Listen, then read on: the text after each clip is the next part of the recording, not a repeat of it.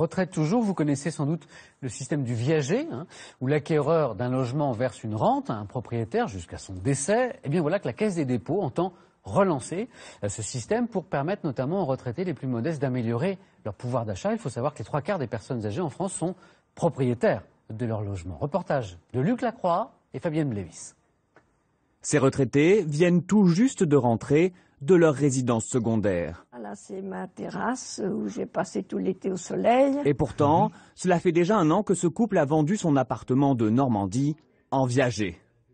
C'est toujours intéressant d'avoir un peu plus d'argent pour pouvoir faire un petit voyage de plus, pour aller un peu dans un bon restaurant. On est assez gourmand. Bon, on peut faire des petites choses comme ça. C'est la mensualité. C'est la mensualité, oui. 600 euros. 600 € de rente mensuelle après un premier paiement de 30 000 €. C'est le principe du viager. Une solution qui pourrait se généraliser avec le vieillissement de la population. Lorsque l'on vend son bien de manière classique, on a son prix. Et puis, si on prélève sur le prix, à un moment donné, ça s'arrête. Lorsqu'il y a la rente viagère, c'est jusqu'à la fin des jours des vendeurs. Du côté des acheteurs, il y a les spécialistes. Alied en est à son 4e viager. Cette fois-ci, il a trouvé un bien rare, un viager non occupé. C'est plus cher, mais cela lui permet de loger sa fille tout en prévoyant son propre avenir. Ce que j'ai investi, c'est pas pour m'apporter de l'argent à court terme, parce que c'est du viager, je paye, je continue à payer. Donc c'est un placement long terme. C'est la retraite, parce qu'on n'est jamais sûr de ce qu'on va avoir. Un placement à long terme aléatoire puisque lié au décès du vendeur.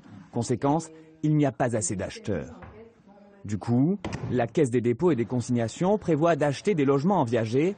Cela pourrait donner un nouvel élan à cette formule.